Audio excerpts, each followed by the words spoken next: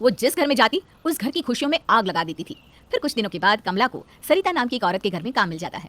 सरिता की दोनों बहुएं बहुत ही सीधी सादी थी। दोनों बहुओं में खूब आपसी प्रेम भी था। ये देखकर कमला को होती है बहुत जलन। पहला ऐसा घर देख रही हूँ जहाँ देवरानी जेठानी मिलजुल कर रहती हैं। अरे जिस घर में लड़ाई झगड़ा ना हो वहाँ काम करने में मजा ही क्या।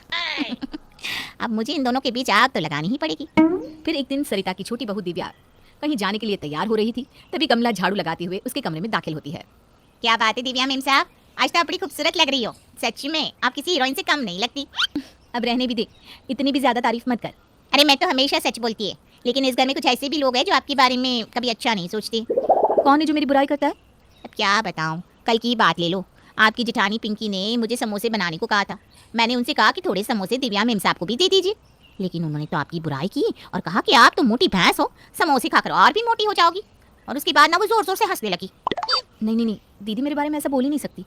मेम साहब आप ना बहुत भोली हो। भला किसी के मुंह पर कोई उसकी बुराई करता है क्या? बुराई तो पीठ पीछे ही की जाती है।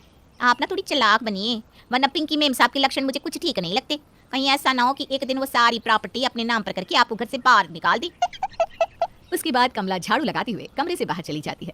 कमला की कही गई बात दिव्या के दिमाग में घूमने लगती है। फिर उस शाम कमला साफ सफाई के बहाने पिंकी के कमरे में पहुंच जाती है और दिव्या के खिलाफ उसके कान भरने लगती है। इस तरह कुछ ही दिनों में कमला उन दोनों देवरानी जेठानी के बीच में नफरत की दीवार खड़ी कर देती है। फिर एक दिन, पिंकी मेम साहब अचानक मेरे घर पर ना मेहमान आ गए हैं। मेरे घर का राशन खत्म हो गया है। क्या मैं आपके घर से अनाज ले जा सकती हूँ? आप इस घर की बड़ी बहू हो ना, अब जो कहोगी इस घर में वही होगा, इसीलिए मैं आपसे परमिशन लेने आई हूँ। अपनी तारीफ सुनकर पिंकी हो जाती है खुश।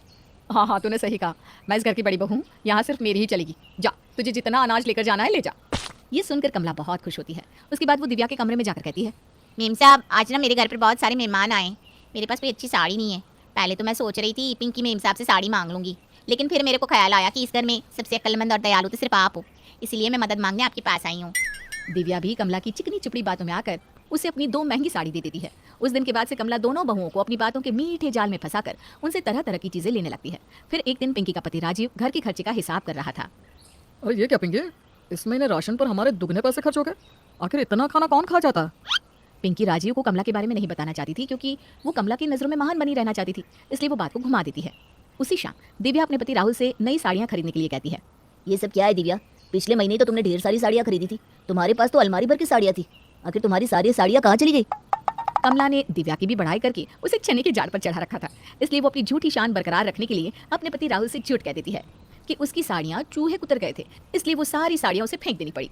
इस तरह कमला अपने शातिर दिमाग के जरिए दोनों बहुओं को बेवकूफ बनाकर खूब फायदा उठा रही थी। फिर एक दिन सरिता एक कारपेंटर को घर पर बुलाती है। सरिता उसे पिंकी के कमरे में ले जाती है। देखो, सारा कमरा अच्छी तरह देख लो। मुझे यहाँ पर एक महाराजा बेड और उस कोने पर सुंदर सी अलमारी चाहिए, और हाँ, यहाँ एक अच्छा सा ड्रेसिंग टेबल भी बना देना। क्या बात है, ये बुढ़िया तो अपनी बड़ी बहू के ऊपर खूब खर्चा कर रही है। अभी इस बुढ़िया की मौज लेती हूँ। उसके बाद कमला जल्दी से दिव्या के कमरे में पहुंच जाती है और उसे भड़काना शुरू कर देती है। अच्छा, तो ये बात है, आज मैं मम्मी जी को नहीं छोड़ूंगी। उसके बाद दिव्या गुस्से में पिंकी के कमरे में पहुंच जाती है। ये सब क्या है मम्मी जी, आप दीदी के लिए इतना खर्चा कर रही हो? आखिर मैं भी तो इस घर की बहू हूँ, आप मेरे बारे में क्यों नहीं सोचती? अरे बहू, अचानक तुझे क्या हो गया? इस कमरे से निकलने के बाद मैं तेरे के कमरे में आने वाली थी।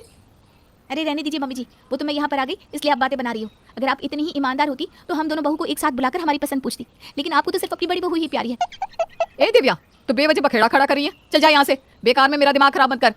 तू होती कौन है मुझे यहाँ से निकालने वाली? मैं अच्छी तरह जानती हूँ, तो मम्मी जी की चमची है, इन्हें बहला फुसलाकर अपना काम निकालती है। ये सुनकर पिंकी अपना आपा खो बैठती है और बगल में पड़ा डंडा उठा लेती है। अब बोल बोल, क्या बोल रही थी? अरे यह सब तुम दोनों क्या कर रही हो? भगवान के लिए मेरे घर में कोई तमाशा मत करो। दिव्या बहू, मैंने कह दिया ना, तेरे लिए भी अलमारी और बेड बनेगा। अब तू चल यहाँ से। उसके बाद सरिता दिव्या को लेकर वहां से चली जाती है। ये देखकर कमला मुंह बना लेती है। तेरी की, इस बुढ़िया ने तो पूरा मजा ही खराब कर दिया। फिर एक रात सरिता अपनी किसी सहेली के घर से लौट रही थी, तभी अचानक उसकी गाड़ी खराब हो जाती है। आसपास कोई रिक्शा या टैक्सी भी दिखाई नहीं देती। सरिता फोन करके अपने बड़े बेटे को वहां आने के लिए कहती है। तभी सरिता को ख्याल आता है कि पास में ही कमला का घर है। सरिता वक्त बिताने के लिए कमला के घर पहुंच जाती है, लेकिन सरिता जैसे ही दरवाजे पर पहुंचती है कि तभी उसे कमला के जोर जोर से हंसने की आवाज सुनाई देने लगती है।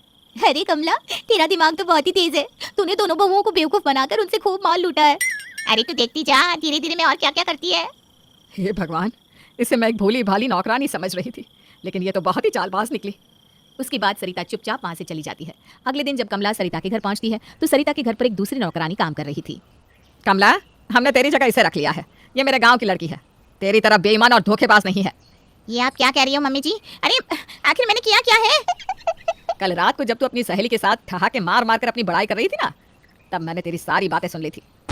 बस फिर क्या था, ये सुनते ही कमला की नज़र शर्म से झुक जाती है और वो बिना कुछ कहे वहां से उल्टे पांव लौट जाती है। कमला के जाने के बाद धीरे धीरे सरिता की दोनों बहू का स्वभाव सामान्य हो जाता है